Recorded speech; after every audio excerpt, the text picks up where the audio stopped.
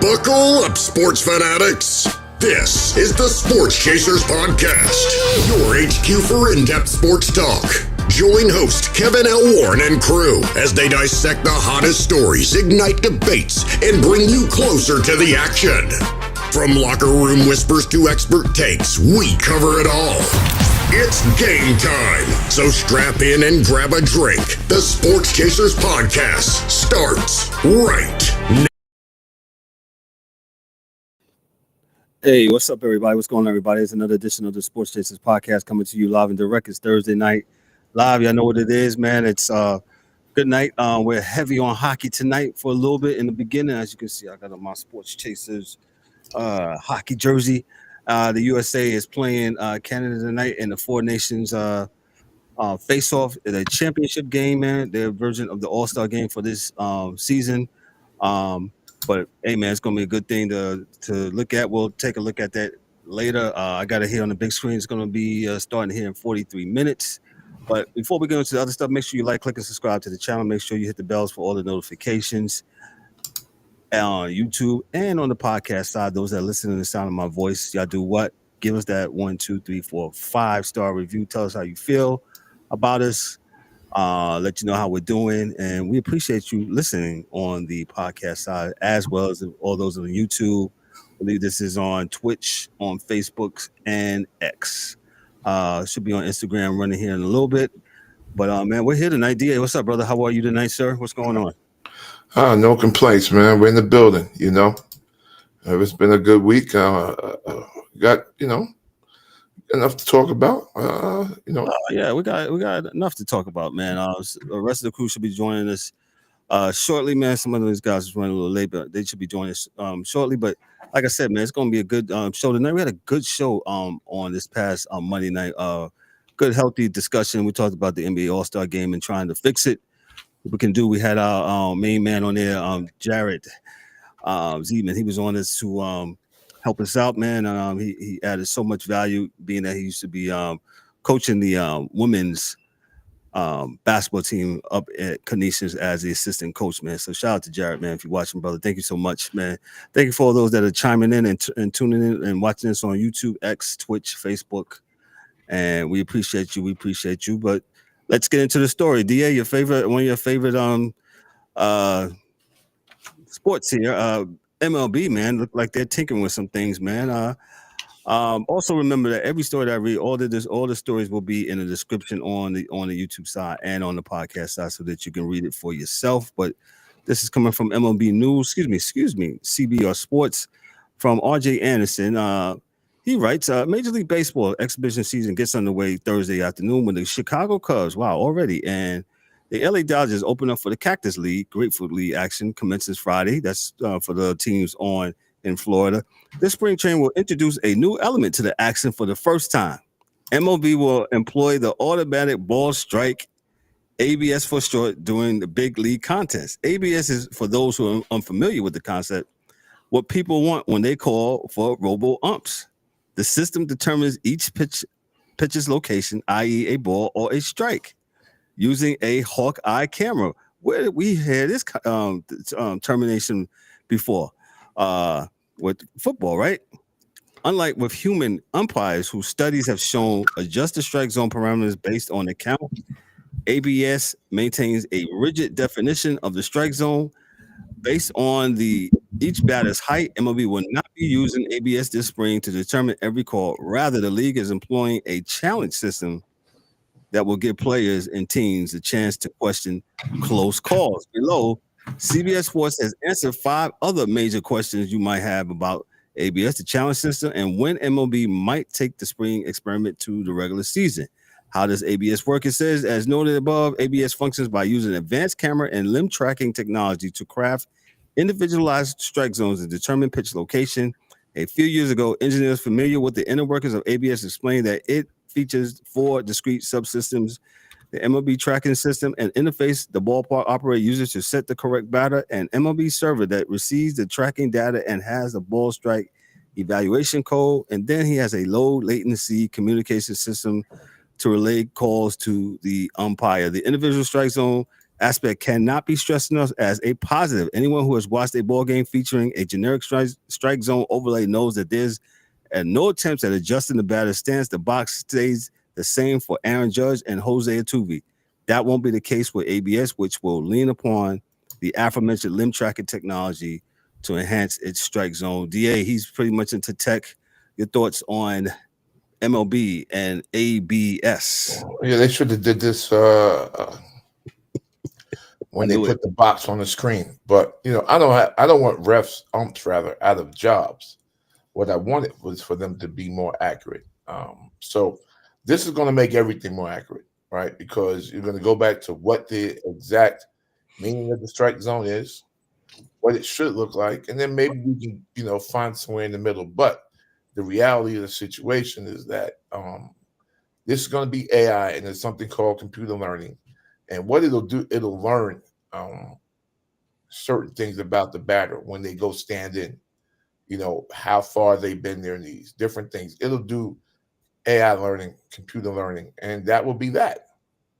It'll be better. I'm guaranteeing you it'll be better, because at least for me it will be, because I won't have to worry about the realities of that wasn't a strike and being upset with the way that the umps did what they, insert themselves in the games erroneously. I think this is going to be better for the game all the way around.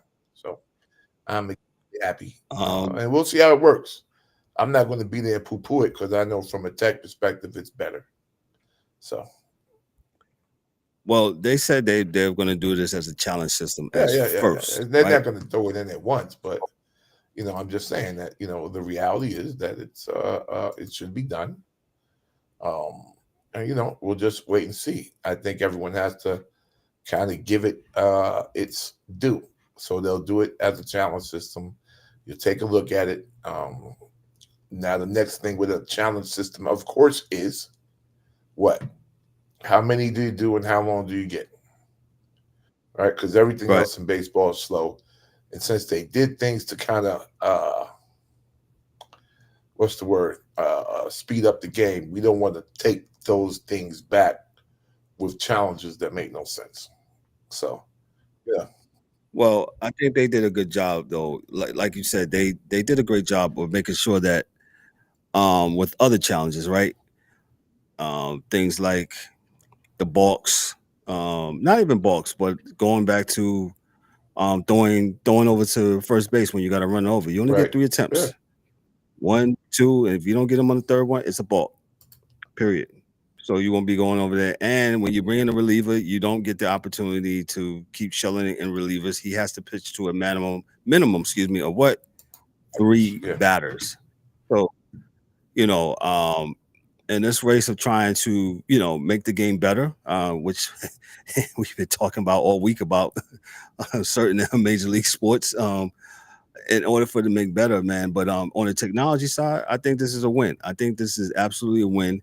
And that terminology that I talked about, that Hawkeye terminology, it's absolutely real, man. It's absolutely real. And like you said, DA, this is absolutely a AI learning thing, learning computer system. So it'll learn as it goes along for those computer geeks out there. So y'all know what I'm talking about. DA knows a little bit more than me, but as he eloquently put it, it will learn as it goes along. That's what AI does. It's you put it out there and then it starts to learn. So I think if you put it out there, it'll learn after a while what's what. So it'll even come up with some quirks for you. So. Right. Do you think it will get, how can I say, do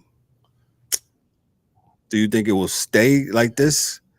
Because you said a good point. You don't want nobody to lose no jobs, right? But we want to balance the act of making sure we get the right calls. Well, I want them to do their job. So that's, if you don't want to do your job, then you can lose your job. But if you're trying your best to do the job, and there are mistakes here and there, that's fine. I'm just not here. I'm not suffering any fools, man. So if you're going to be out there bugging out and not being, where you need to be and doing what you need to do out there, thing.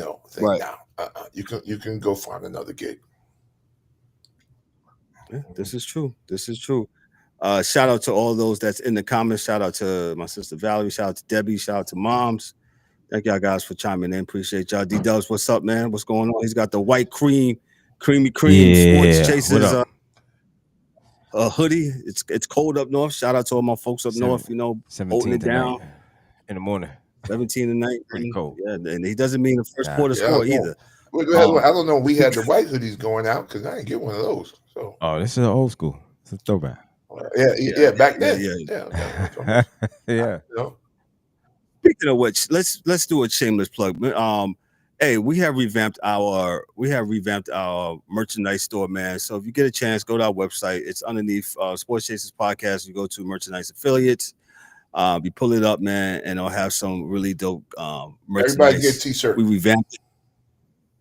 Yeah, man. The t-shirt is something, support us. I'll try to bring it up here real quick. D-Dubs, what's up? As I go ahead and bring that up. Doing good, man. Throughout the Yankee fitted. I see Aaron Boone got I know we probably didn't touch that yet, but welcome back, Aaron Boone. 2 years, I guess, man. Hey, I can't say it's.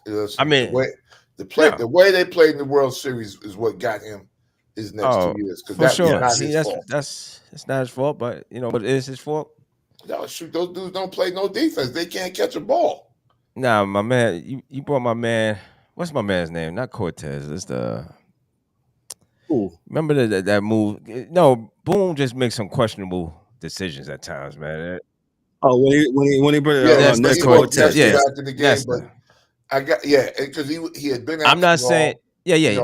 I'm not saying that it should be the end, but this is not the first time with Aaron Boone. But I mean, compared to what's out there, I get it. That's fire right there. Check us out. Go ahead. More colors, more colors to come. Get the hats, got the Scullies. Yeah, I just the truckers, the Yankees, tote bags. The Yankees not catching balls, letting ground balls. That did, and that's I'm what not going. Lost. I mean, listen, because Freddie Freeman is a bad man. And he hit a lot of home runs. Freddie Freeman is a bad boy, right? So MVP should.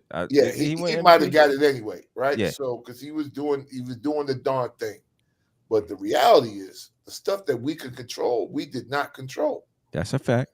You got it. But I just like kind of when it hit me, I was like, "Dad, Freddie." I mean, not Freddie. Boone again. Yeah, I mean, he heard or thought Nestor had something going on, but Nestor had nothing going on. It wasn't his fault either, right? So, well, it's not his fault. Then that's what I'm saying. Again, it goes back to Boone because Nestor wasn't in a position to. A lot of people. Yes, he was. You know what I mean? Yeah, so, and I think that's what keeps questionable decisions. That's what. I think that's what kept him in the job. Because everybody, you just couldn't blame. If you could just blame it on him, I think he'd be gone. Because I wanted to blame it just on him, but that wasn't the truth. So Yeah. D-Dubs, we was talking about MLB's automated ball strike system. They look like they'll be implementing that here for the spring. Good. Basically, they're going to use it in a challenge form system, and it'll conform to the batter, how the batter stands in the batter spots in SDA. Mm-hmm. So it's pretty much is looking like the video game simulation of a strike box, and I'm cool. I'm cool with it, man, because if it's going to get it right, let it get it right. I mean, that's it. I mean, the human element. I mean, I know. Stop. At this point, all we want is balls and strikes. As long as the balls and strikes is correct, there's no excuses for no hitters, and there's no excuses for the pitchers.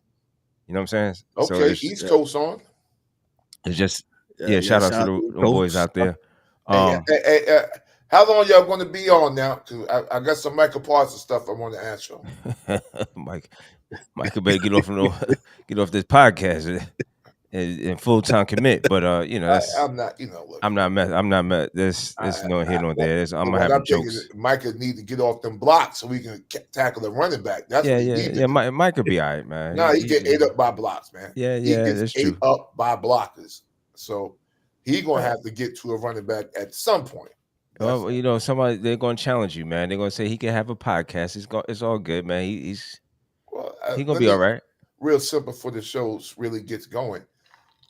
Everybody talked about over the last few days about, you know, what we can do to make the NBA All-Star Game better, or this better, that better, right? Same thing with Michael Parsons. It's not that he's not a great player, because he is a great player. But what we're saying is that, you know, as the leader of that defense, the linebacker on that defense, you got to put your head in the middle of something, pause, you know, and make a tackle, right? You got to stick your nose in somewhere and make a tackle. If you look at the film, the all 22s, no one runs away from them. They run straight at them. And if anybody is blocking for the running back, he takes an L. He stands up too high, he gets knocked back, or he's trying to run around something instead of just declaring and doing what he needs to do. I'm not mad at the dude. Right. Remember, I was the one that told y'all when he was in college that he was nice. But in Penn State, he tackled everything moving, including, you know, parents, fans, ball boys, whatever was out there on the field when he was on it. If he wasn't wearing midnight blue, he was getting tackled. So just know, I've seen the change. That's all. Well, for those that don't know, we us and on the Sports Chaser, of course, we have like a chat group, and we was Lawrence Taylor said to said to Michael Parsons, "Hey man, get off the podcast and I guess get into the film study or whatever." He said he'd be better if he would do that, man. And shout out to Dante. You know, that's all he said. And D-Dub said it earlier too. He said, "I need these guys." No, when I say it, nobody, you know. But the great Lawrence Taylor, he said it. You know, he said, "Hey." And yes, Lawrence Taylor did do his things and did do whatever. But as DA said it eloquently to me today, he says, "Hey, anytime the bus was ready." Hey man, it's like that. It's like that in real life, man. You know, hey, there's certain people that get away with certain stuff because you know why? They perform when they at work. Doesn't impact the work. Doesn't impact the work exactly. You become a Hall of Fame of smoking crack. Yeah, now on that, you a bad mother man. Yeah. You smoking crack? Dude is smoking crack, couldn't get on the 4 train to go to work.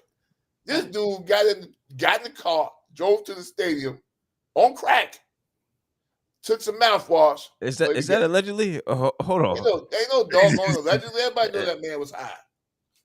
I think he did tell the story, but you know. No, he said it. Now that man was out there. I think he told. I think he told the story, but I'm going to put it allegedly because I want to protect us. How about that? We're going to call Paul Warren, and we'll find out there because I know he wasn't smoking in New Jersey. So, but let's see what Paul go ahead, on the blotter. Nah, allegedly. But anyway, allegedly. Again, if you performing, it goes out the window. You get a longer leash when you perform. That's just automatic. Yeah, so Micah, all we saying is you're not performing as well as you could be. I'm not mad at that boy. I just need him to work. That's all. Like, don't talk about the work. Do the work. No, we're not mad. You're not mad. But like you just said, you got to perform, baby. Main thing got to be the main thing. That's all I'm saying, man. That's it. And you know, y'all could be mad if all you want to, but shout out to my sister. She said she needed that hat tonight. Shut up. If you get that hat tonight, I'll get them Girl Scout cookies. Oh. How about that? I bought it. Oh boy, I ain't messing with neither one of y'all. Yeah. 42.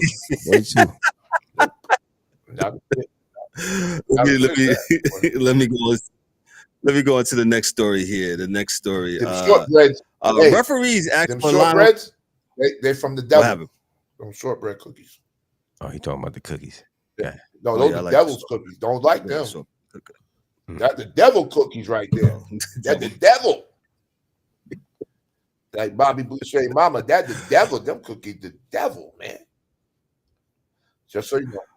Referees asked for Lionel Messi's jersey following in Miami's win in CONCACAF Championship Cup, per the report. This is from CBS Sports. Like I said, the links will be in the description. This is from Chuck Booth from CBS Sports. Jersey swaps are a common thing in soccer, and since Lionel Messi's arrival in Major League Soccer, the Argentine has become the #1 swap target, with players such as Dax McCarty, Thiago Almada, John McCarthy, and Luciano Acosta all swapping with Messi. His impact on the league is clear, but during Inter Miami's frigid CONCACAF Championship Cup victory over Sporting Kansas City on Tuesday night, Messi received an unusual request. Referee Marco Antonio Ortiz Nava approached Messi following the match for his jersey, and once Messi was in the changing room out of the cold, Messi obliged his request to the referee. According to ESPN, the professional referee organization PRO has previously had to swap the referee for an Inter Miami game after Brazilian referee Guilherme Sarleta de Lima posted pictures to social media wearing a Messi jersey. That change was made due to a potential conflict of interest due to the fact that referees are supposed to be unbiased, but with Messi's arrival, that has been something harder to do since the league hasn't seen a player of this stature. More situations like this will continue to crop up with a global superstar in the league, but the ref asking for it is certainly different. D-Dubs, I'll pass it to you first. What you got? You are going to get a fine, sir. You are, whatchamacallit? We can't hear you, sir. Yeah, he's having some issues, looks like. Okay, go ahead. Go ahead there. I really don't have much to say. It's the letter of the law versus the spirit of the law. So it's pretty simple. Like, come on, man. It's not that serious. It's a jersey. And if you believe that that man can't be impartial in his duties, then you probably need to fire all of them. But yeah, you know, you got to let them mess up before you're able to say that it's not going to be right. Because referees get jerseys in Europe all the time, and no one says that. You know, no one says that those guys are not right. Because that's part of what they, you know, when they retire, that's what goes in their room. You know, downstairs, their man caves, jerseys, sneakers, balls, paws, from big time games and big time players. So that's what they do. Cat, I got distracted real quick. What are we talking about? A jersey? Yeah, jersey swap. Referees during the what's that? Copa Confa. Yeah, for Messi. Yeah, so I guess it's a pre-term before their so league starts. What we think that somebody's going to get is a shakedown? They're going to call the game differently? What are we talking about? We talking about a jersey? This is common practice. I think for most, a swap of a jersey, it doesn't mean nothing. It's just not a swap. It's a gift. It's not like it's a gift. A referee jersey from you. He don't want your referee jersey. Well, that's what I'm saying. What are we talking about, man? I can't believe this is even in the news. Sorry, it made the news, kid. It made the news. It made the news, man. It definitely made the news, man. But I'm not understanding. Yeah, I'm not understanding that. That's kind of crazy. Yeah, gotcha. Let me read this next article. This is from Pro Football Talk. From main man Mike Florio. The NFL's looming development of a full-blown Sunday morning international package has something that Netflix, given its global footprint, would be interested. But Netflix is thinking bigger than a low-profile, smaller audience slate, much bigger. The streamer's chief content officer, Bella Barahara of Puck, outran of Puck that the company is interested in bidding on the NFL Sunday afternoon games. The Sunday afternoon games belong currently to CBS and Fox. Fox acquired the NFC package from CBS in 1994, and CBS snatched the AFC package from NBC in 1998. The current broadcast deals runs through 2033. The league has the right to pull the plug on the deals 4 years earlier, and it likely will. So a major shaker could be coming, with Netflix becoming a very major player in the NFL broadcast landscape. And if Netflix is in, one of the current partners will be out, or best relegated to Sunday mornings. Now, D-Dubs. What? Go ahead. Oh boy, go ahead, Daryl chimed off again. D-Dubs, you there? Go ahead, D. Is he back? No, he's not back. You go ahead. Yeah, that's stupid too. I'm not really sure why anyone wants to watch early morning games is beyond me. But if Netflix, I think it's going to end up with Netflix getting that because it's a streaming service, and it's probably easier for folks overseas that have Netflix to kind of Right. jump on Netflix and watch the game. I don't see it as being a big thing because I'm going to have to push back on our interview guest. What was his brother's name? From Sid. Sid. Yeah. Now I you know what? I don't think it's going to be big. I still don't think it's going to be big in Europe. I think there'll be people that watch it, and there's enough people to make some money. You're talking about the NFL, of course. Yeah, NFL. I'm sorry, guys. The NFL and American football. And there's a few reasons why I believe so. For the NFL or professional league to be very popular in any country or any state, anywhere, that means the infrastructure has to be built out where you're building out players from where you're at that can actually become a professional player. And that we're not just talking about players, the best athletes that you have, right, to do that. There are a few issues with that, and I'll just be candid with it. One is economics. Football is an expensive sport for kids to play. That's a fact. The insurance is expensive, and the equipment is expensive. Mm-hmm. The reason why soccer, rugby, even cricket is very, very popular overseas is because you don't need anything but either a bat and a ball or a ball to play. That's not the truth with football. Unless, because as a kid, you can play with your friends outside, in the park, but you can't play tackle football till there's a league that's got 5 or 10 teams there, the insurance on that, which is expensive, right? Because, kids get hurt. It's not that kids get hurt because they don't always get hurt.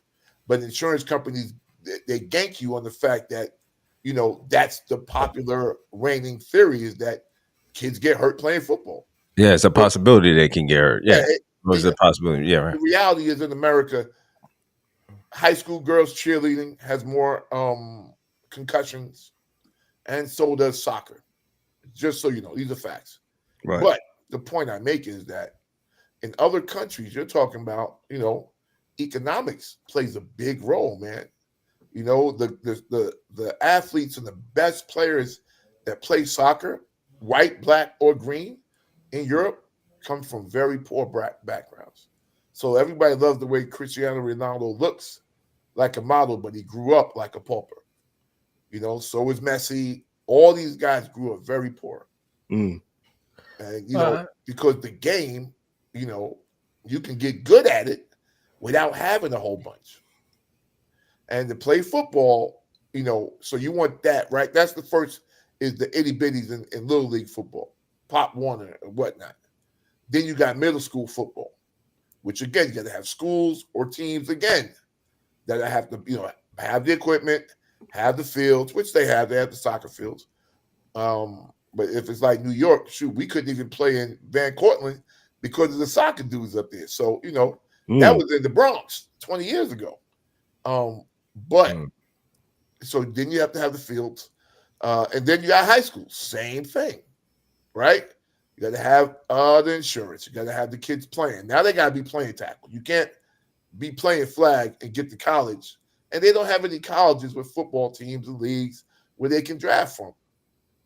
So the development of the league is going to be very slow. Now, I'm not saying it can't happen, but somebody has to foot that bill. And if the NFL wants it to happen, they're going to have to pay for high schools and, equipment here and equipment there and doing all that to bring kids along. And, they get good, and then maybe you'll get one, right? Because if you think about how it is in America, I think it's over 10,000 kids play high school football. Wow. Yeah. And then from there, you got X amount of thousands of kids playing college D1, D2, D3 football. Yeah, you know, that's how it filters down to the NFL. So I So, don't Kev, know if that can happen. what the original point on this was the NFL? What do they? Netflix. In the morning and having European games. Yeah, Netflix wants the Sunday afternoon games, right? They want one of the packages from so somebody else got to get the from ball. the NFL. So from- what do they think they're going? What they going? CBS or Fox. So they're going to get it off for Fox? No, They just paid no. Tom Brady $85 billion a day. Well, D, this might go to the highest bidder. So you're no might be a yeah because. So I got to. I mean, Okay, so, I mean, I got to change with the times, right? That's what I got to change. I got to change. You can't watch regular TV to watch a football game. Now. Okay, I got to pay for Netflix now. There you go. No, that's streaming though. No, you know what? I ain't got to pay for it. You're right. I ain't got to pay for it either. Go from left. I Go from could left vote to with my right. dollars and not. Yeah.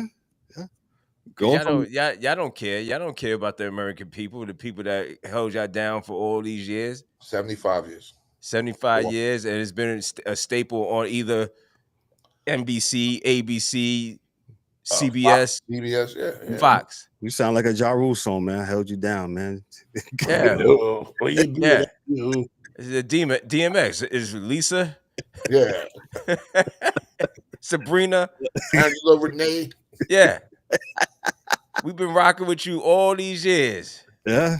And then, you know, the highest bidder, I mean, it is what it is, man. You know, say it, because you're gonna get mad at the next one. I am, man, but we 30 minutes in, so I gotta wait. I gotta pace myself. We're 31 and 52 minutes in, but the next story I got for you. Let me just go to it. And let me tell you, when I pick these articles and stuff to read, the guys we're reading this in real time. They're reading this in real time. I don't give them the script or nothing like that. They're reading in real time and they're responding to it, man. So that's what it is when it comes to that. Did I just erase? I think I did. Here. No, do I want that one? Yeah. Oh yeah, let me get this one right here. Yeah, this one right here. Come on, this guy gonna give me what? High blood pressure to dealing with. No, I'm not joking. It's upsetting, man. I mean, you know, I get Netflix, man, but Netflix, man, they didn't do a good job, man. What you call it? Yeah, just stay over there, man. Stay over there with the movies, man. We was cool rocking with you with the pandemic, man. Just make make content, man. Leave the sports alone. Leave the sports to the staples of the game, man. Yeah, it just could be out that I'm just getting older and I'm old, or I'm just like I just like it on the national channels, man, where it should be. Stay there. All right, let me read this from the New York Post. This is from Eric Richter. He says this: the Mavericks are still reeling from the Luka Dončić trade, and the CEO has all but admitted it. In an interview with the Dallas Morning News, Rick Welts unpacked the wild last few months that resulted in a behind closed door deal that brought 31-year-old often injured Anthony Davis to Dallas in exchange for Dončić, resulted in a astonished and revolted fan base. I thought I'd seen everything in my 47 years in the NBA, but clearly this was different, Welts said. I think a lot of people of good intent try to do the right thing here. I probably underestimated the reaction. I think we've done the best we can, basically with the staff and trying to do the right thing with everybody who touches the Mavericks. It's incredibly emotional and incredibly difficult time for so many people, but I still believe we're going to come out on the other side with a future that's incredibly bright. That's kind of my glass full approach. Dončić led the Mavericks to the NBA Finals last season, and the fans have been furious with the team, standing outside American Airlines to protest. Others have kicked out the arena for showing or fire Nico signs. From the Mavericks' perspective, they moved Dončić due to a team culture and a defensive first mentality that could not institute with him as a leader. That's the truth, but that's part of the truth. But go ahead. They are 8th in the Western Conference with a 30-26 record. Dallas did go into the All-Star break, but they flourished as the only team to beat the Jimmy Butler-led Warriors in 4 games. Go ahead, D-Dubs. Yo, that whole thing. Now, the one thing that was the truth, defense, he doesn't play, as we just seen just last night. LaMelo ball. Yeah, LaMelo ball. I mean, Shook. he blew past him, shook him, Almost killed him. multiple times. And, but this is nothing new to us. We've seen this last year when he played against Boston. He's a defensive liability. That part is true.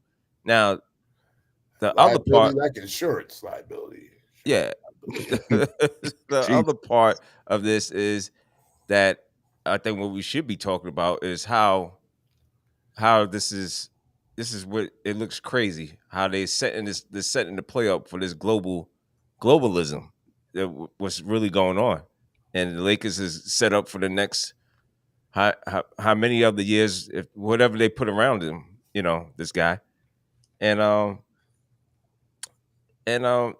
that was just a poor trade. I don't. You could have got so much other stuff in return, and just to think Anthony Davis was it. And I don't know who was on the team that said, yeah, Anthony Davis is the play. Well, it was just because it was the Lakers. So there was nothing else they could get because there's nothing else but bums out there. So it had to be somebody because it was going to be the Lakers. Right. Yeah, respectfully. Yeah. Well, I can't call nobody. You know what I mean? I know. No, just in case, because we got people that against other professional basketball. Right. We saying it. They had guys out there that a lot of people, because like I say, I can't keep saying it. Every professional athlete is better at their sport than I am at breathing. So I got nothing but respect for anybody that plays sports, and for real. But my point is that there were no other players that you could get. So we already knew that it had to be Anthony Davis if it was going to be the Lakers, right? But Correct. Me and Kev talked about this earlier. Maybe we talked too much, Kev, because I forget what the heck we said by the time we get to the show. But this here was all about the money, man. It was about nothing else but one, them not paying this dude this money. They saved $100 million. They're building this facility out there, and you're probably going to need that $100 million, and the fans will get over it. That's all. This is why they plant these stories out there to have you thinking that Luka's the bad guy. Now, I can tell you when he was the bad guy from inside the conversations I had, right? Yeah, so when besides that, last year. But with Porzingis, when Porzingis was there, they had beef, right? But they didn't. They should have been stories out there. I don't know why they couldn't make that work, but go ahead. Yeah, but they didn't want to put those stories out there, at that point in time. But now you're putting stories out there about he doesn't play defense. The whole league been saying. Well, no, that's true though. He don't. But he never has. But that's what I'm saying. It's part of it though. I don't think he ever blocked a shot. He's been in the league 7 years. Right. Right. So what I'm saying is that I agree with you, D. But all I'm saying is that the money was the reason why this was done, for that bread. They're saving bread. They don't want to spend the bread. With that contract. What are they scared about? Just say it. Well, I don't know why, man. What are they scared? What do we? If it's the money, just say it's the money. I don't feel like Luka is worth this type of money, and I don't want to pay him. That's what I would have said. Nah, man. Listen, man. I ain't got but $15, and he ain't worth $5 of them. All right, so we trade him. Anthony Davis' contract is up in 2 years. I'll be off this old broken down record. I think as the landscape continues the way it continues, I think you might see more of these trades, or we're just not going to pay because I see a lockout coming. But you got marginal players making a lot of money. And again, on this show, we don't, we ain't about hating on people making no money. If they're giving it out, we take it. That's fine. You definitely. We're cool in the game with it. I'm just saying for the whole landscape of everything when it comes to it. For the betterment of the game. Correct. Now that was said. I didn't hear somebody say that this is the time when. I don't think it's no fight the power time from the owners, but I believe that it was a situation where players had to take a look back and be like, "Woo, they just ain't giving out those bird rights no more. They're just not. Everybody's just not getting that." It's like the music business, man. Yeah, you're gonna be in this 360 deal. You know, hey boy, Yo. hey boy. You know, Hey, you hey ain't boy, get no deals like you used to get back in the hey days, boy, back hey in the boy, 90s. hey boy. Yeah, but because the money not the same. It's not the same. You know, so So I with think that being said, when they start, if these fans stop going to these games and start voting with their dollars, like we said, there's gonna be a change, another change. But again, A reckoning. yeah, at some point, because the money ain't gonna be mathing up. yeah. Like I said, I don't think owners are. They're not what? They're not worried about it. No. That was Oh, that's exactly the opposite from what I'm thinking. I just don't think that. I think that owners are using this wave of folks really being upset at the defensive intensity of the players, the lack league, of. and what's going on, and they're using this momentum now, as I would, to It's start to business. say, "Look, man, Y'all ain't playing. y'all not playing hard. We not paying you. We don't want to pay you guys no more." Right? So this is the excuse to kind of pull back from their mistakes of giving the players everything they wanted. This is the way you do it. You know, they pull it back now. Well, Because the public would not be mad at them if and when it happens, they will not be upset with the owners. There will not be any backlash to the owners. Like, oh, you guys are not. Nah. Well, I think you can see that now, and you're right, Da. That there's some truth to that, man. Because people are this week are upset, and as I said, the how can I say it? The media, we're part of the media, right? And people have gotten the strap to the NBA this week. And is hockey on? Is hockey on right now? They're playing the anthems. About to play the anthems here, man. So Okay, cool. let I'll me be get to this. turning it there. Let me get to this next article here. From Yahoo Sports, Ryan Young, about 4.7 million people tuned in to watch the All-Star Game on Sunday night in San Francisco. NBA All-Star Game viewership down 13% amid latest format change criticism. Fans really weren't happy with the All-Star Game this year. The numbers now back that up. Viewership of Sunday night's game across TNT, TBS, and True TV were down 13% year over year, according to Front Office Sports Ryan Glass-Spiegel. Just more than 4.7 million people tuned in for the game compared to the nearly 5.4 million who watched it in 2024. That marks the second lowest All-Star Game viewership in the last 25 years. The previous 3 years are all among the lowest, and the only games with fewer than 6 million people tuning in. The game in 2023 drew about 4.6 million viewers, the highest rated All-Star game during that period in 2002, when more than 13 million people tuned in. That game featured a 31-point performance from the late, great Kobe Bryant, who was booed by Philadelphia fans, and a missed breakaway dunk from Michael Jordan. And they got the NBA All-Star Game tried another new format this year at the Chase Center in San Francisco. There were 4 teams that competed in a mini tournament, which was done in an effort to encourage competition. Let me read that once again. There were 4 teams that competed in a mini tournament, which was done in an effort to encourage competition rather than just the blowout meaningless games we've seen in recent years. But that didn't seem to make much of a difference. LA Lakers star LeBron James announced just before the game that he wasn't going to play. Yeah, we're not doing this. We're not. Ankle injury and foot discomfort. Though he still showed up in street clothes, even Draymond Green blasted the new format repeatedly during TNT's broadcast. It was, by my most accounts, another failure, quote unquote. Draymond was right, Kev. Yeah, I'm gonna start reading right there. And so, listen, I've been on record, and I'll say it again. Here's my beef: competition. If you would compete, you would shut me up. And that competition bleeds into what? The regular season. Well, the regular season, the load management, all that stuff. People are kind of tired of it. They are tired of it, man. You showing up, and it's up to them. It's up to the players. I don't know how you get them to change it. We're giving ideas and stuff like that, man. But as D-Dub said last on Monday, I can't legislate you. I can't make you want to compete. And that's a problem. That's what's going on, man. And that's what most people want. They want you when you drive to the arena, right? You pay for $40 for parking, right? And then you got to go in. You got a family, maybe of 3 or 4, right? And then Johnny wants a hot dog, Susie wants a whatever. hamburger. Chicken wings in your mama bag. Well, no, they told you to take that chicken wing back to the car because no, they're not gonna catch me. They're not gonna catch me. I got that meatloaf sandwich and chicken wing. Hey, what we gonna? That's what we gonna do. No hot dog in here. That large soda is what for $4 for a large. Your mama got some. I got ice in my bag, and she got some.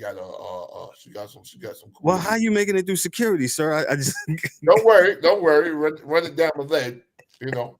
Yeah. What's that, sir? That's me. That's all me. That's all me right there. I just think reasonably. Let's just be talking reasonably. Fans just want to feel like there's competition being played, and that's what's been plaguing the NBA the last couple of All-Star games and in the regular season, man. People just want competition, guys to play hard. No more, no less. D-Dubs, I'll give it to you. Yeah, I mean, there's nothing changed here, right? We've been saying the same thing over and over, and it's what 4.2 million watched. 4 point. That's broken record. I hate to be, it's trash, man. I think, they should do away with it. If they're not going to play to the level of they don't care to play. Tired of how many times we done try to reinvent this thing? This is probably about the third, fourth time, right? Third or fourth year. Yeah. They tried to. Now I'm about to read something about the NHL next. Let's not act like the NHL didn't have those problems too. They did. They just struck gold with this Nations 4 thing. They really did. They did because it was something. It's something that people are taking pride in. They took pride in their country, and they taking pride of being being on top of nationalism again. Yeah, nationalism. A lot of things plays that plays a part. But DA doesn't seem to think that will work with the NBA. Why, sir? I can tell you why. Okay, well, go ahead. The floor is yours. Go ahead. Tell me. Because Rachel's there, man. That's all. Rachel? Oh, my God. Rachel again? Nah, I'm just messing with you, man. I'm about to say, bro. Rachel, man, please go somewhere, Rachel. Go ahead. There's a bit of nationalism involved because the NBA doesn't like to lose. And you can see this by the players. They don't like to lose. They won't get in the dunk contest because they don't want to lose the dunk contest, right? Which is crazy, but go ahead. Dig what I'm saying. So if you get the Slavic team, we'll call it the Slavic team. Serbia. No, it's not just Serbia because you got dudes from Lithuania, Latvia. Yeah, those are bad, man. Yeah, because you got Russians, right? Which is what's my man from Sacramento. Can't think of his name. His father played, man. His father was my man. You talking about you talking about Sabonis? Sabonis. Yes. Then you got he's Alvidas. because you have Luka and what you call them not from the same place. The Joker, they're not from the same country, so you would probably have to put them all together. I mean, not to say they couldn't field their own teams because they could, but the fact is, if America's not winning, it's a problem for people. It's a problem for the league, right? Because we invented the game. Well, get right, get better. Listen, man, I'm Kevin. You speaking to the choir, but I'm just telling you what it is, right? So they had the All-Star game for a few years was American team versus the world in the game the day before, right? The young guys, first and second year guys against first, third year guys that were from the world, and they would lose. Those African kids were beating the hell out of them. And they're like, oh, we can't do this. We can't do this. So they changed it to doing something else, man. The problem with this whole situation is that they never did the root cause analysis as to why viewership went down, why people didn't want to do or go or watch the game. Because the reality, like just for this weekend, was this. People weren't watching regardless of this format. They didn't know this format was going to be stupid. They didn't turn it on anyway. A lot of people is just like me. I was like, I ain't watching it. Someone had to tell me what happened because I'm not watching it. So I didn't know it was you had dudes busting their butts all year to be all-stars. The ones that did, let's just say they bust their butt, right? Correct. And then, you're playing to 40, and if you lose, you're out. It's like we back in New York playing 32. Yeah. At a good park. Like you lose, and then that's it. There's no more run for you. You may as well go home. And that's what it was. So a lot of guys were not, a lot of people weren't tuning in to see the All-Star game regardless of what the format was. Because a lot of people I know didn't know what the format was till they saw it on ESPN the next day because they didn't watch it. So the part that the NBA is fighting against or has to fight against is the fact that people are already out on them for the most part. Meaning to say that they've already, said, forget it. Because they didn't tune in regardless of what the format was. Like, I didn't know what the format was till y'all told me. Yeah, I'm in agreement with you. Most people didn't know. They had, I had to look it up. Any of it.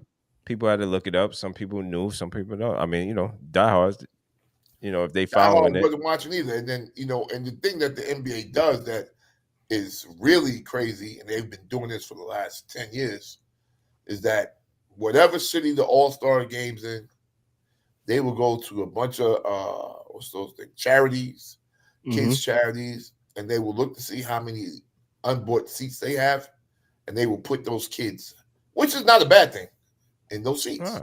So it looks like it's backed out. And they've been doing this for years. At least since 2005. So the reality is that they know that there's something burning in the kitchen. They're just not sure how to put the fire out and what their next steps are. And I think the fans, people, America, whatever, would probably roll with the NBA if they saw a vision, if they saw a plan, if they saw some steps that would be put in place to, I guess, get guys to play defense, to maybe be a little bit more competitive in regular season games and the All-Star game. Then, I think folks would probably, somehow or another would figure out a way to get back into it, man. Because you don't get into the All-Star game is your first thing, because there are more regular games, 82 games a year, than there are All-Star games. So, that's all. Let me get Ryan involved here. Ryan, what's up, brother? How are you tonight, sir? What's up, fellas? Ryan, what's up?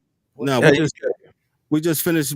I just finished reading an article from Yahoo Sports from Ryan Young, and he talked about From who?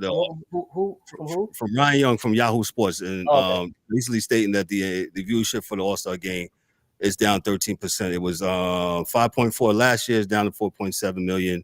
You're the NBA guy. Your thoughts? I mean, first of all, this is it's nauseating, man. It's like it's exhausting to keep talking about this, man. You know what I'm saying? Like, it really is. Like, well, Ryan, let me ask you something though. Let me ask you something. You said some things on Monday, and I wanted to go back and ask it. You said that things are a business, though. Yes, I understand some things are business, man. But do you think that we can be dismissive of the fan base of people who are paying customers? That's my question to you. And like I said, for me, I just want them to be competitive, play. And for for the most part, they were competitive on Sunday. They were. The format sucked. I didn't like the format, and I'm a diehard NBA fan. The format was awful. Yes. The format was awful. It was awful, but they were competitive, and that's what everybody wanted, right? Them to be competitive. Now, again, this is not the fans' fault. This is not anybody else's fault but the players, because they didn't take it serious. And we're not telling them to take the whole game serious, but be smart about it. Do what the old school guys did. Yeah, man. We're not telling you to play like Game 7, dog. Right. We're just saying, just keep it close keep it close and be somewhat competitive at the end. That's all, man. You know what that's I'm saying? all. Like, at the end of the day, Ryan, I'm sorry to. You got to put on a show, man. I don't care what anybody says. You got to put on some type of show for the fans. Well, you talking about a show or a competitive game? Because they put on a show because they're dunking, they're doing all this stuff. It's a show. Yeah, but that's not the fans want. That's a show. But it's also, let's keep it in perspective. A competitive it's also an show, an all-star game with that showcases the talent. I get it, but back in the days, what happened was, for the first 3.5 quarters, it was a show, and they kept it close on purpose so that when the last 5 minutes of the game goes, 7 minutes of the game, 6 minutes of the game goes, then you be competitive and you try to win, you D up and what have you. Again, it's a generational thing. I keep saying it's a generational thing. We're gonna keep going back and forth. I'm gonna keep saying the same thing. It's a generational thing. All right. Michael Jordan ain't walking through the door. Larry Bird's not Kobe's not walking through the door. They all talk about having the Mamba mentality, but they really don't. And we noticed that. I noticed that. And I'm a diehard fan. I'm a diehard NBA fan. I'm always gonna watch, no matter what the product is. I'm always gonna watch, and I'm always gonna take the positives of it. Yeah, I can reflect on the negatives as well, but I'm also going to look at the positives of it. Like to say the game has gone to poop or whatever, that's just a ridiculous statement. They just signed a $72 billion contract. Smart people don't make those decisions if the game is going to straight trash. So let's stop that right there. You know what I'm saying? Again, a lot of people who I see complaining are not teenagers, are not 20-year-olds. They're people like our age. Okay? That's just what it is. Everybody I see complain are grown people in their 40s and 50s. I do have to push back on that. Well, hold on. But let me finish my statement. Right? But what I'm saying is, it's a generational thing, and sometimes you just have to adjust, man. You just have to adjust with the times. It's all cynical. We talked about that on Monday. It's a seesaw. It goes back and forth. You know what I'm saying? Like, and it's just a generational thing. As long as people talk about the viewership is down and this is down. We really think basketball is going away? No. Yeah, obviously. You know what I'm saying? Like, viewership is down. Okay. But the game is still the game. It's different variations of the game, and different eras, different generations. It's exhausting talking about this every. But it's safe to say the most of this generation, you're right to a certain extent that the older folks is it's us. Not like I said last week. Not one of us went on NBA.com and voted for All-Stars. Not one of us on here. All right. So we were younger back then when Jordan was there. Even when Kobe first started, we were younger. We were into it like that. I get it. I agree with you. Yeah. I agree with everything you're saying. We're older, and so we see it a different way. Now, that doesn't mean it's wrong the way we see it. No, I'm not saying that. I'm not saying that you're wrong. Sometimes you got to adapt. I got you. But sometimes, and this is where I get it from. I get it from my Division I basketball playing son. I was like, that tells me, I don't watch that shit. Yeah. And I say, why, son? He said, because Dad, he said, from the time I was 7 years old, from the streets of New York playing to high school and whatever, middle school in North Carolina to college in Virginia. Yep. I never went anywhere where I didn't have to play defense. And for dudes that played the game, he said, not the dudes in the NBA. He said, not dudes in the NBA. But for anybody else that played this game in an organized level, in an organized way, it is an affront to them. Because there's no team that you can play for that's worth its salt where you ain't got to play no D. All game. Ryan, you play basketball. You couldn't. I'm sure growing up you didn't play with anybody with the coach. Now you have to play no D. We're just going to run up and down the court. Not a team that was good. Right, but right, and my son's younger than you. Mm-hmm. And he's saying it. His how old's your son? How old's your son? 31. Okay, 31. Yeah. So he could still be in the league. You know, and he played with dudes AAU that are in the league. Him and Kyle Anderson was on the same team in New York. So this is what I'm saying to you, that he's like, yo, I'm not watching that. He's out, and this is what he'll say. I'll watch women's basketball. He said, but I'm not letting my son watch that. Yeah, but I've been watching women's basketball since the exception of the WNBA. You know what I'm saying? Like I watch it all the time. No, I got you. Like Dorian watched women's basketball when he was in high school because he couldn't jump high. Right. So he had to learn to do what they were doing in Kentucky and with wherever female basketball. Right, but I'm just saying that to say that, and this is where there's a rub that the NBA may not see, and it may be in their blind spot.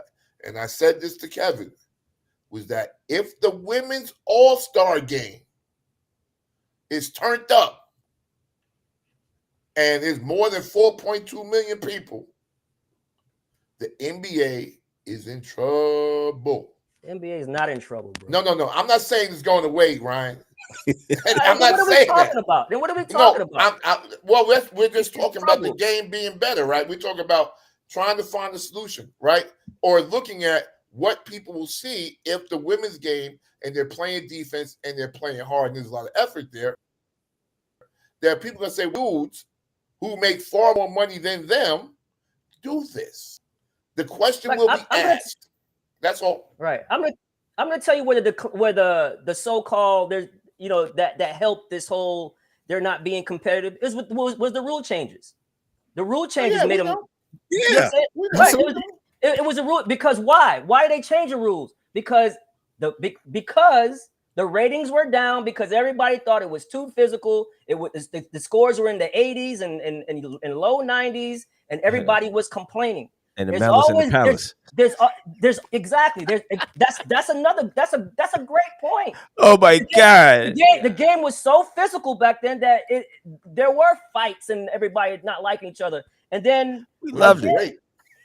Again, a lot of us like that, but the NBA knew they had to kind of change it, and now they're trying to scale it back a little bit. Right. I think you're right. Right. And I think it's a lot of that is a lot of knee-jerk reactions that we have. I just think the course correction is going to be hard.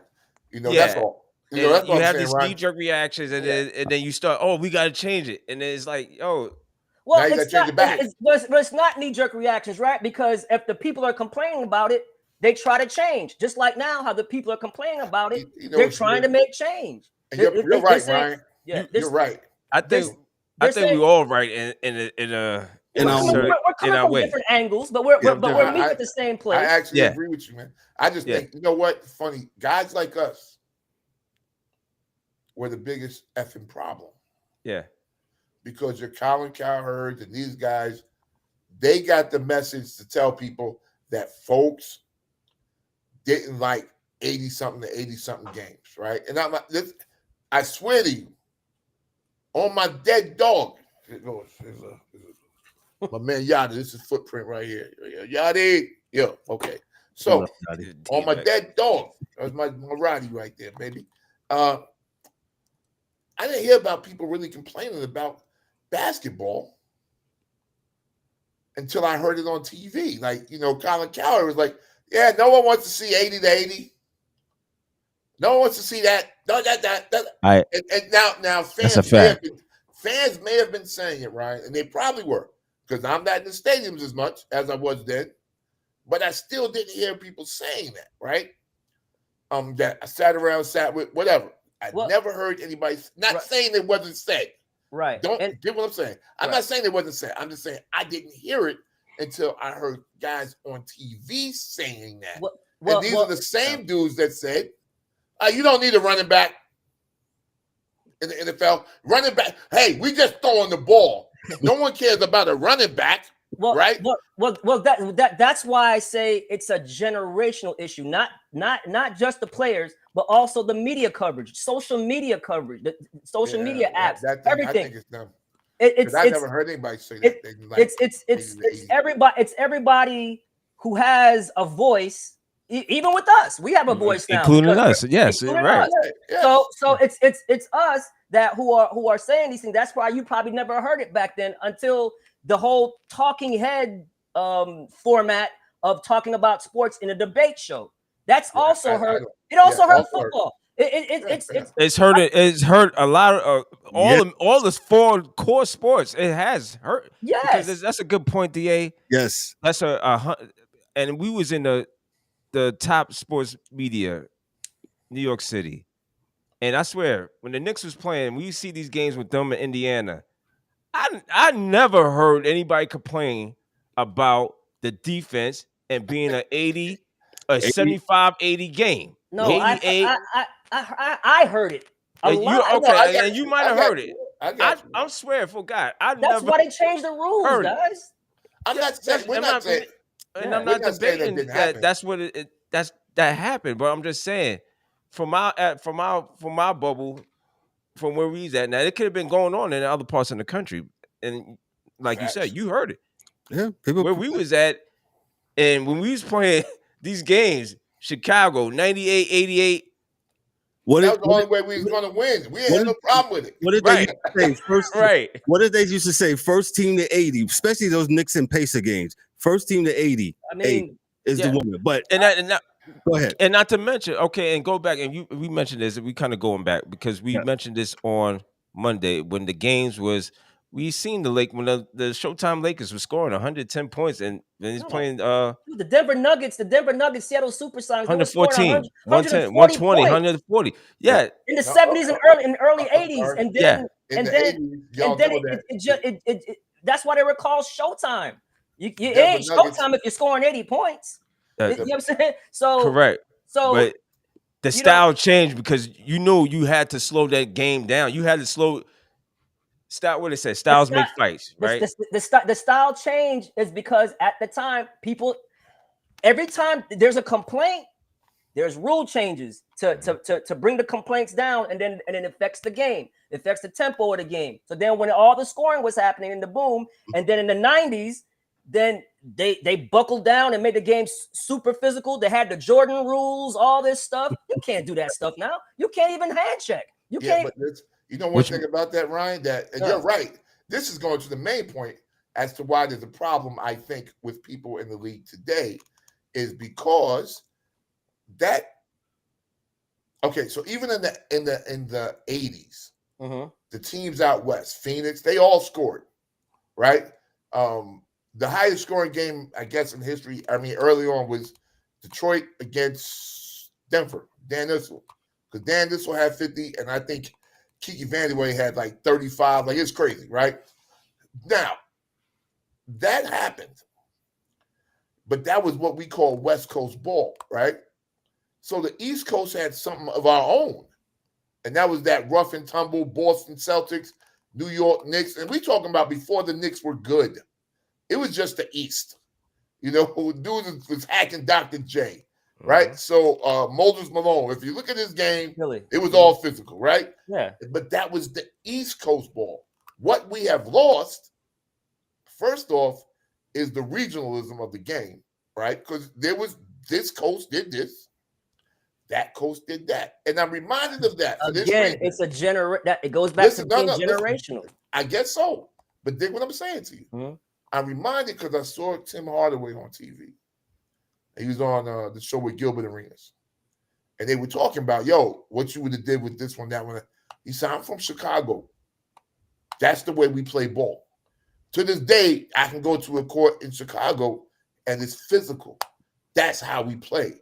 Right. New York, that's how they play. Right. But they weren't AAU forging all these friendships. Correct. Back then. That's what I mean by generational. There was, we just didn't know about it personally. But again, the game is not perfect by no stretch of the imagination. I'm not here to defend the NBA. And to answer Mrs. Warren's Gish's question in the comments, if viewership keeps diminishing, how is that not a problem? Well, what happens in every sport, viewership drops, it goes back up. It drops, it goes back up. It's never always on the incline, or you know what I'm saying, and just keeps going. You're gonna have down periods because like we said, it seesaws. It fluctuates. I think the game will change and things will get better and more people go back to watch. Because what's gonna happen is, you know, a new breed of players will probably come. Now we see the emergence of the European game. And they foul. And they foul and they play physical.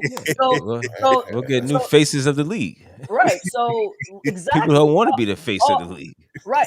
Whereas in like all the last couple of MVPs all been foreign born players. So Luka will always hit you in the back once you blow by him. So do they have to lax up on the rules that only helps the offense? Yes, obviously, absolutely. They're going to have to scale it back a bit. They're going to have to get more, because the one thing about sports, physicality will breed competition. If you're being physical with me, it's gonna automatically make you compete. You know, if what's the NFL's problem? Why they haven't figured this out yet? Right. So it's the same thing with the NFL. The same thing with the NFL, where all these leagues got a problem. They keep on doing it. It was a concussion lawsuit, so they had to scale back hitting and this and that, and it seemed like it's just like basketball. It seemed like every single rule change was to help the offense score more points, and it was the same thing with the NBA. And now it's gonna come full circle, guys. So yes, the viewership is down. Yes, the viewership is down because of the lack of competitive nature with this generation. Really? That's what I believe. I could be wrong, but that's just what I believe. No, I think you're right. No, that's right. No, Ryan, I appreciate you. Like I said, man, the NBA has been getting the strap all week, and I think we're all saying the same thing. It's just how we come about it at a certain way. No, the NBA is not going away. I'm not going to lie. I said it in the chat the other night. I can't wait for May 15th to get here for the ladies to start playing, and even the tournament with the ladies in the NCAA. Because one of the problems I have with the men's basketball, you know, they leave now, and you know, to their own credit, they can leave. But hey, but that's been going on for the last 10, 15 years. They've been going, you know, and it was before. I mean, but it was just. You know, because we don't even know who the stars are anymore. And right. And I think that's part of the problem. You know, we always know the one and done guys who are NBA ready, who's getting ready to leave. We'll know them. Correct. And you know, and the NCAA highlights them. You know what I'm saying? Which I understand. That's good business for them. You got to highlight the better players while they're there. They'll be there for 1 year. So yeah, man. So.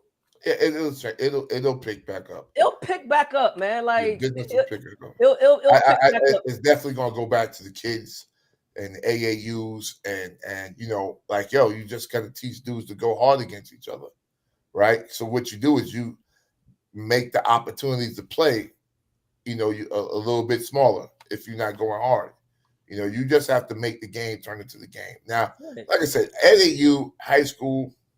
Believe me, I have never seen an EYBL game when dudes was not playing. Yeah. Guaranteed.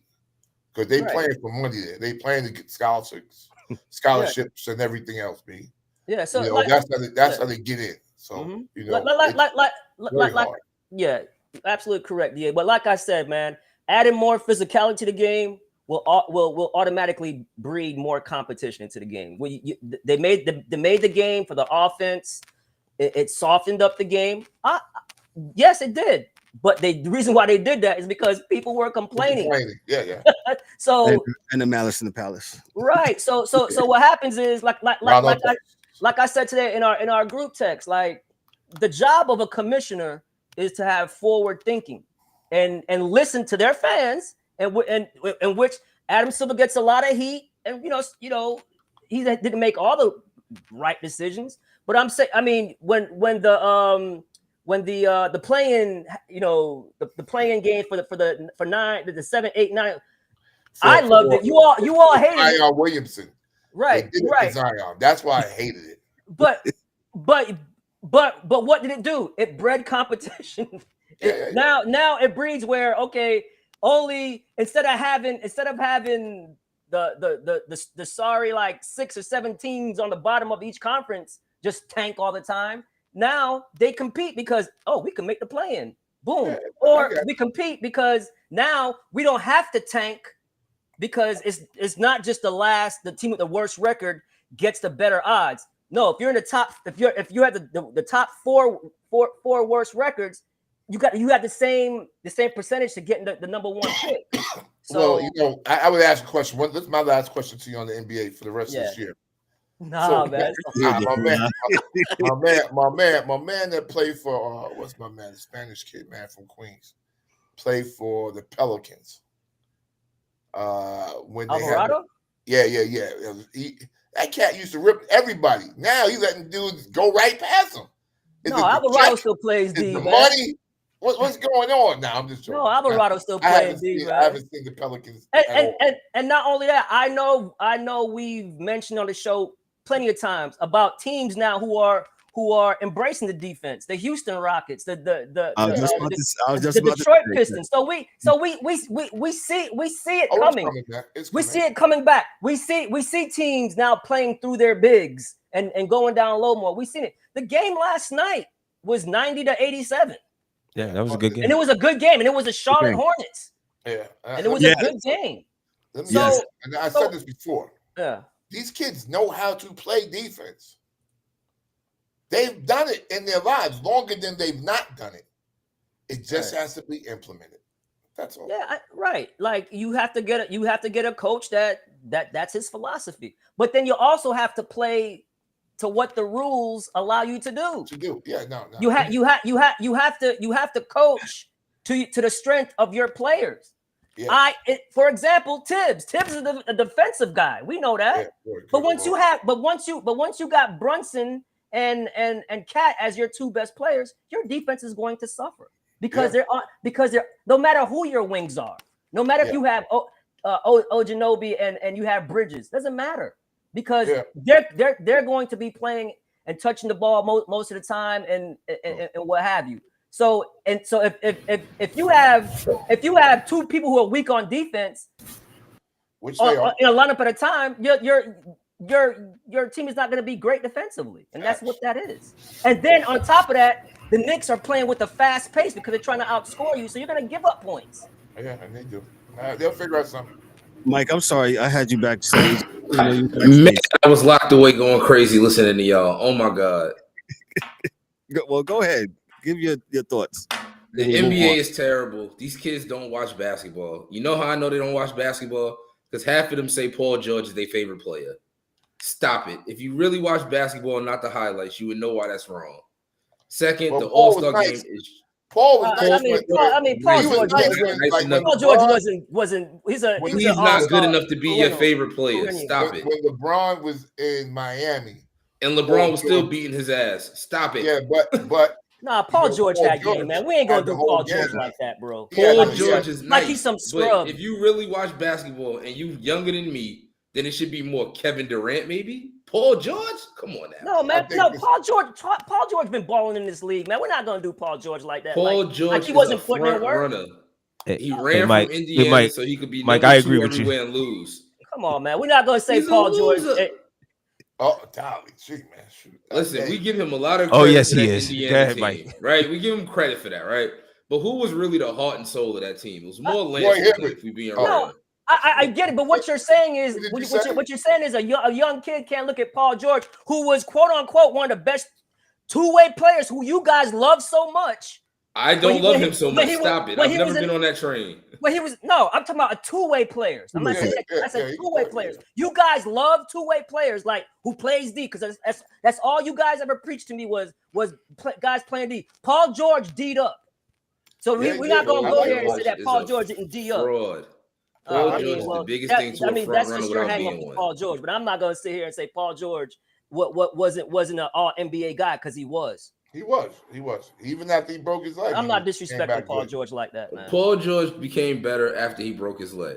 I could hands down. I agree with that. But Paul George is not there's an echelon of players that Paul George is not in. Sorry. He's just not there. So he's cool, but for me to say that's my favorite player who I want to be like, come on now. Him? I think Paul did a lot of things on the court when he was in his prime. I totally disagree with that take. I think Paul did a lot of things. Paul George also said that Damian Lillard's shot was a bad shot. So I digress. But man, dude, he shot a 50-footer. It was a bad shot. He's just that clutch to make it. Ryan, if I just hit every shot I took for the last 5 minutes, it's still a bad shot, bro.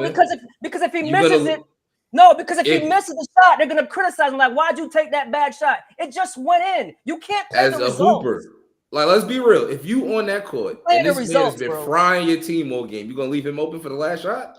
I don't leave him open, dude. The guy shot the ball from half court. But besides Stephen Curry, that's the only person you want to guard back there, right or wrong. Did you want him to take that shot? He just made it, bro. And what are we doing? You don't want to leave him open, not when your season's on the he line. Contested the shot. He didn't contest that. Stop it. He did contest the shot. His hand was right as close there to that shot as I am to you right now. Come on, man. It was a bad shot. He's just a bad shot maker. And it's because he's special. He was right there. I mean, that was a good shot because that man was on fire. Listen. If I'm guarding Dame Lillard like that and he takes that shot, I'm like, whoa, he took me off the hook because that's a bad shot. He just made it, bro. He just made it.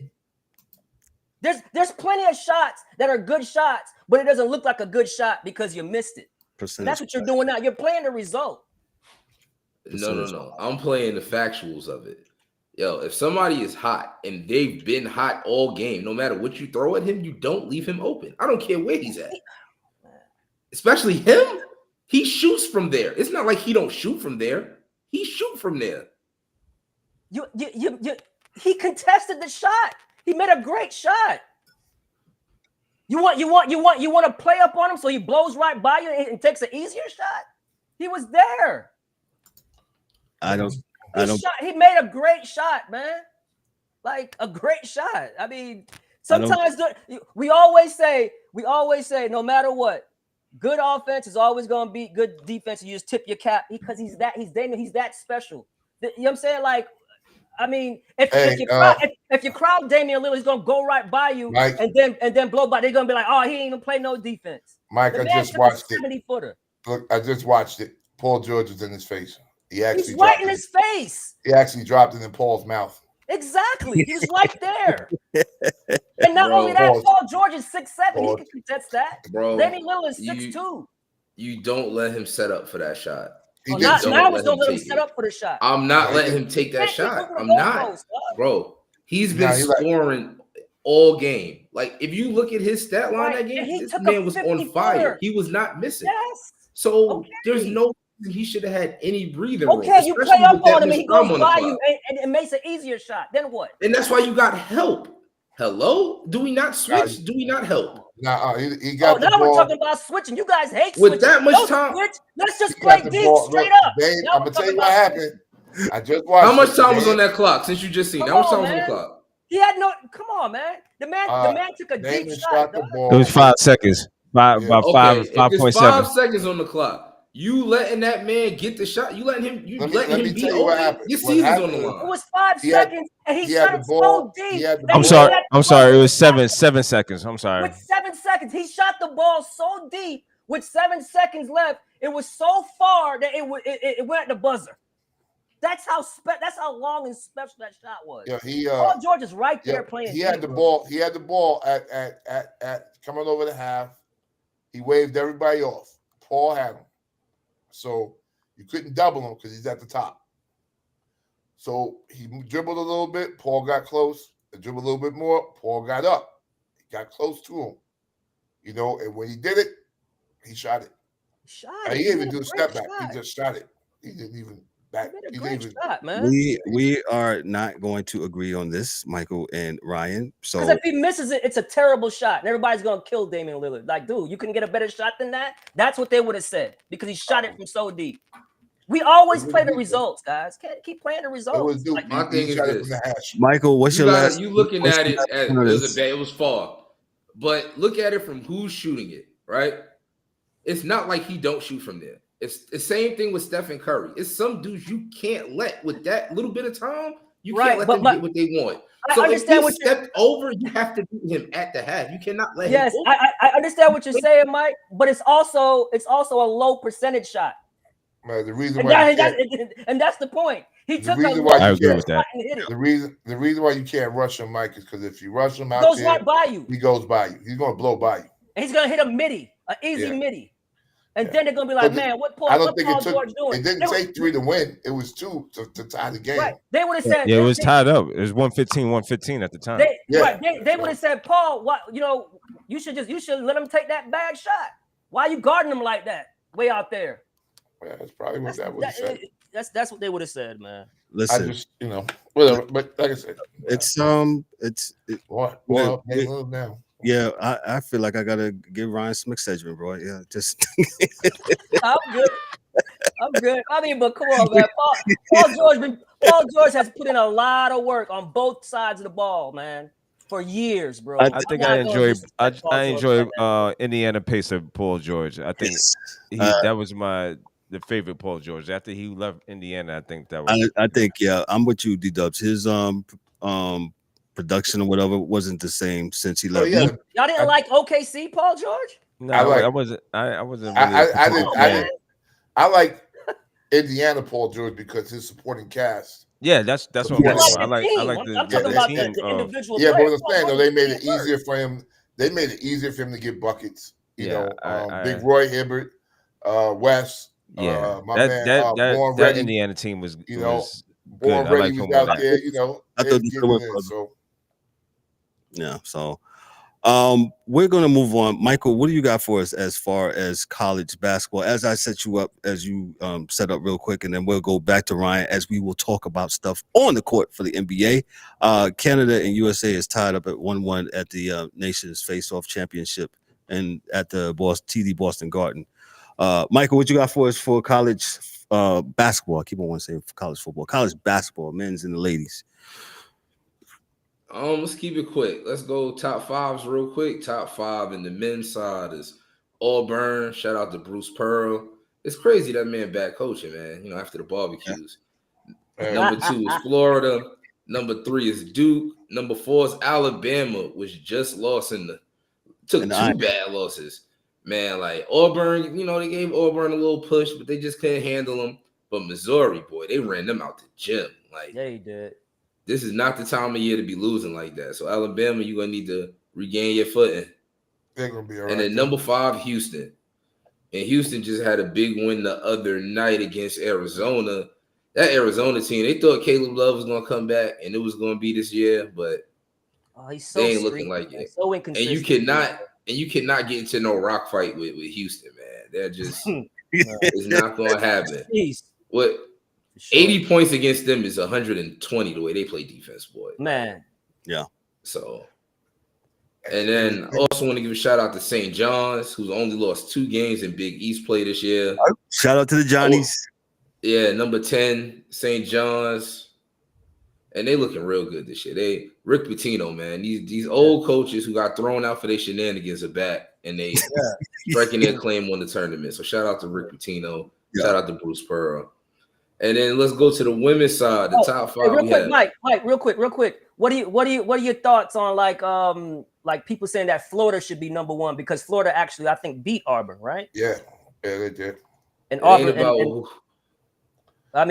1 and 2, but number 2 beat number 1. Yeah, but who knows? I'm saying, it's politics, it's strength and schedule. The rankings come out every week. So and it's not always who you beat. But they're both in the SEC. They both play a hard schedule. Yeah, no, I'm saying they're probably by next week it could change. I guess. And it's also about they're all playing the same schedule. They're all playing the same out of But right? Because the rankings didn't come out today, did they? Monday, I believe. I think Monday they come out. Rankings come out Monday. All right. And so when was the game with Florida and Auburn? Tuesday? No. They played early in the year. Yeah. Oh, okay. Yeah, but I'm saying, but 1 versus 2, it's it's like the women's game with South Carolina losing to UCLA. Everybody still thought at the time South Carolina was better, but UCLA blitzed them, so they jumped them. So that's why I was saying, like, a lot of Florida fans are saying we should be number one. That's why they probably should be. I mean, but because they beat Auburn head up. Yeah, SEC is. I didn't know they're going to be a basketball conference too, but that's crazy, ain't it? They're making it pop. Well, the athletes. See, they beat Auburn head up, but Auburn got better wins. You know, Auburn beat Houston, Auburn beat Iowa State, Auburn beat UNC. The only teams they lost to is Florida and Duke. Yeah, Auburn is 9-1 in the conference. You know, right, but Florida probably has almost the same, good wins. They're 7-3 in the conference and 20-3. Yeah. Nah, they've lost to Kentucky, Tennessee, Missouri. All the games they lost were in conference, and Missouri wasn't ranked when they lost to them. So you know how that goes.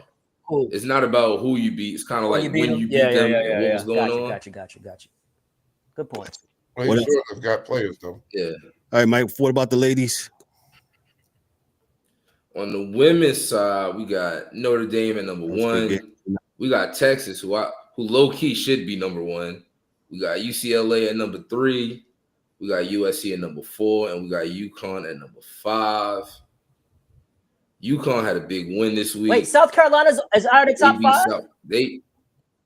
South Carolina's number 6. Yeah, because UConn. Yeah, they just took that loss. They took that L on Sunday. Yeah, they lost to UCLA, Texas, and UConn. But I will say this: nobody had played a tougher schedule than South Carolina. They're out of conference like stuff. They're playing. I mean, they played UCLA. You know what I'm saying? Out of conference. And Dawn is going to have them tournament ready. Oh yeah, that's going to surprise them. True. My bad, Mike. Anything else, Mike? Nah. And I want to shout out that Texas women's team, man. Ever since they lost to South Carolina in January, they haven't lost since. They're like 9-10 straight. They just beat LSU, another ranked team, the other night. They just beat Kentucky over the weekend. So Texas might be a team to watch come tournament time on the women's side. Yeah, and they got an All-American freshman too. Gotcha. There's a bunch of them. Facts. Yeah. Ryan, the NBA is back after the All-Star break. There were some good games last night. You mentioned the Lakers and the Hornets. Take it away. A couple of games you might want to mention before we get out of here. Let's see. I know game I'm interested in watching in this upcoming week is even though AD's not going to be there, is the Lakers playing Dallas. So that should be good. Luka's out tonight. They're resting him on the back-to-back because he has the calf issue or whatever. I'm not sure if LeBron is playing on the back-to-back. They have Portland tonight, and Portland's been playing some good ball as of late. So that's not an easy win, man. So hey, it's like 20 between 25 and 28 games left. A lot of teams going to be jockeying for position. So it's right there. We had Draymond Green talking about he's guaranteeing a win. And it's crazy, but it's kind of fun to add more juice to the, what I'm saying? Of course. To the game. So we'll see, man. But then the Wemby news, so that sucks. But I want you guys to watch the San Antonio Spurs, because last time they lost their best player and started losing games, they had David Robinson and end up getting Tim Duncan. I know? And remember too now, they also have Atlanta's unprotected pick, right? So if Atlanta just traded, a lot of their players away, Jalen Johnson is hurt. So if Atlanta takes a dive and San Antonio both takes a dive, and they have 2 chances to get that number 1 pick, and now you're talking about putting Cooper Flag with Wemby, with De'Aaron Fox, with Stephen Castle. Yeah, now you really got something. So, and we all know, man, the league love. I knew Wemby was already going to the Spurs. You know what I'm saying? Like that was as fixed as the Knicks getting Patrick Ewing. So whoa. Oh yeah. Come on. That cool envelope. Yeah, that was as fixed as Yao Ming going to the Houston Rockets. Houston Rockets had the 11th chance 11th best chance to get the number 1 pick, and got the number 1 pick because Houston had at the time had the highest population of Chinese people. Hey, So Dave was like this. He was like this. Oh yeah. Oh yes. Oh yeah. Yeah. Yeah. As a Rockets fan, I wasn't even sweating that draft lottery. I already know what time it was. Hey, but we end up getting Amen Thompson. So that's a good Amen Thompson. Yeah, he's a amen. He's man. Tyler Hero. Yeah. Yeah, but again, man, and sort of like last year too, guys. I remember last year, right? When everybody was complaining about the scores being high, and remember how the refs kind of like tightened up and made the game more physical. Remember last year when they started letting the defense kind of roughhouse a little bit. So look for everything to tighten up coming down the stretch, man, and really seeing some good games, man. But yeah, but I'm happy for it, man. That's all I got for you, Kev. Appreciate that. Thank you so much, man. Went over a little bit of time, 5 minutes. But good spirited show, man. Like I said, Canada and USA is tied at 1 in the nations 4 nations tournament, man. This is the championship game, man. So make sure you all you hockey fans check them out. No fights. Oh, they didn't WWE it this time. Three fights in 9 seconds. Come on, man. Kachuk was in the front of the net a couple minutes ago. Looked like he wanted to mix it up, but nobody went. And it's 1-1 after Canada and USA, man. Maybe me and Dan will probably do something on whatever happened in this game over the weekend. But great show as usual. Great show. Thank you guys so much, man. Parting shots. We're gonna get out of here. Mike Mills, I'm so sorry I had you like locked away. I heard you come on, man, but I didn't see you, man. So we'll work that out. Michael, what you got for me? It's all good, man. Yeah. Nothing you major. got your 2 cents in over Poor George. Yeah. Nothing major, man. I love it. Nothing major at all. Hey, it's kind. Ryan look like you gonna get an aneurysm, man. It's kind of hard for me to defend Paul George, right? When he just had 2 points. Yeah. Oh, we know. He was bumping the game. I didn't even brought that up. My beef is before he became the ghost of Paul George. Like this Paul George don't count. Like I don't even count this man. Yeah, I don't know what happened to him. He don't count himself, so you're right. He don't count himself. Yeah, like man. Nothing major, man. Good. I hope that one day. I hope that one day the All-Star game will make sense and they don't have to do all the shenanigans to try to get people to watch. I hope one day that these players don't be afraid to do the dunk contest and compete in All-Star weekend, and that's about it. Take care of each other. Take care of your chickens. Shout out to everybody watching. Shout out to the chickens. DA, what you got for us, sir? Once again, if you got poop in your front yard, don't step on it. And if you do, take your shoes off before you go in the goddamn house. Wow. There you go. I'll be damned. D-Dubs, can you follow that up? Absolutely not. All I'm going to say, I'm going to escape and get out of this cold, man, because it's cold. And I'll see y'all in a couple of days. Yeah. All right. Peace. Everybody have a good one. Appreciate you. Ryan, I'm gonna take Ryan some damn pills. Oh, no, I'm good, man. You know I'm always animated, man. I'm messing with you, man. But you like the whole night, you was like, and then when Mike came on, it was like, this NBA thing is tiresome. I'm worried with the NBA. And we got Ryan don't want to talk about the NBA. Oh God, Ryan, what you got for us, bro? Thank you so much. Nah, man. Again, man. Awesome. Just chopping it up with you guys. Love being here and amazing. All these stars, Ryan. Yeah, man. Yeah, man. Shout out to the whole crew. And yeah, man. See y'all next time. Yeah, man. Thank you, Ryan. Appreciate that. A couple announcements, man. We will not be on Monday. We're going to take a little break. We won't be on the following Monday either because we're going to take another break. I need a break. But there's still content out there. Me and DA interviewed this gentleman named Sid Ben Saleh. He's done a lot of works with the Olympics. Check out the episodes. It's a very, very, very good episode. He's did some really good work overseas with international play with some things, man. So check out the interview. It'll be coming on. Yeah, he's a project manager like me, and so they're doing it big. They're doing it big on a global scale. Yep, and he did say some of that. if you take a look at it, Ryan, he kind of debunked what I was saying about, hey, why are we playing over there? And he says, no, they watch. He crushed Kevin. He crushed Kevin. Yeah, he got me, and I admitted to it. I was like, well, I could be wrong. I even said, I said, well, I didn't think they wanted to watch. He said, no, they're watching a lot in Sweden. I was like, wow. I said, okay. Cool. So make sure you check out it's just like they watching us in Pakistan, man. Yeah, shout out to Pakistan. Yeah. Don't let me put my flag up now. Yeah. But those episodes. So we won't be live the next following Mondays. But those two interviews, we talked to them for a long time, so we split it up. So it'll be on Monday night, this coming Monday night, and on March the 3rd, it'll be on there. So we're gonna be live on the next 2 Thursdays. So like I said, we're gonna take a break ourselves. We've been having some very interesting interviews.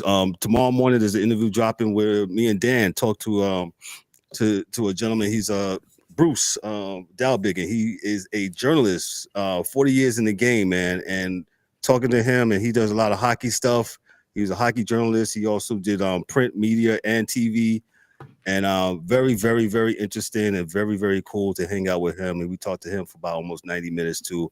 And Dan was in his element because we were talking hockey, man. So make sure you check out that episode that drops tomorrow morning at 9:00. Check out the premiere, man. But I don't have anything else, man.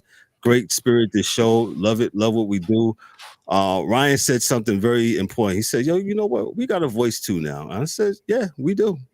Yeah. So we out here with everybody else. And Ryan said something about some of the guys, about Colin Cowherd. He said, hey, you could just take that guy for a grain of salt. And I absolutely do. Because they're there to jock you. Right. Not only that, right? Because sometimes a person who doesn't, who doesn't watch a lot of the sports, can't really go and get their own opinions, and they listen to people and they just take from that. You know what I'm saying? And not get the evidence. Correct. So that that's what I'm saying. So you just gotta be responsible, man. Of course, everybody's gonna disagree, but like you said, we were all coming from the same place, or trying to say the same thing, but just coming from a different angle. And that's what sports talk should be about, not just making some outlandish statement. You know what I'm saying? For you to get, but I guess that's just the way of the world. So. Well, no, it's funny. It's because the Bruce Dalbig, who we interviewed yesterday, who, like I say, he's a journalist, print media and TV. He said that. I asked him a question. I said, what advice would you give to anybody trying to get into the journalism game or podcast game? He said, yo, man, just be truthful. Just be truthful and be responsible. Just don't be bloating something out. And he even called a name. I won't tell you. Y'all got to watch it. Yeah. He called out somebody yesterday, but y'all got to watch it, man. But listen, we're going to get out of here. Hey, shout out to Dan. Shout out to Eric, who were not able to be on tonight. Dan was in the comments for a little bit. He's happy that the game is tied at 1. Shout out to E. He couldn't be with us tonight, man. But listen, we're going to get out of here. Those up north, make sure y'all stay warm. I heard it's very cold up there. Make sure you check out our new merchandise website, man. It's on our website. Make sure you get some merch. Support us, the Sports Chasers. We thank you very much. So listen, we're going to get out of here. On behalf of myself, I'm Kevin O'Warren, for your host and moderator, for Ryan D'Souza, for the DA, for D-Dubs, for Mike Mills, for Dan, and for Eric. Yo, this is the Sports Chasers podcast. Hey, thank you for all those in the comments tonight. Appreciate y'all, man. Very spirited. Thank y'all so much. Yo, this is the Sports Chasers podcast, man. Y'all be good. Y'all be great. Yo, we catch y'all on the flip side. Peace. That's a wrap for today's episode of the Sports Chasers podcast. Don't forget to subscribe on YouTube and your favorite podcast platforms, and connect with us on all social media channels for exclusive content and updates. We'd also love for you to join the conversation, share your thoughts, and become part of the Sports Chasers community. And remember to tune in next time for some more real sports talk. Until then, stay frosty.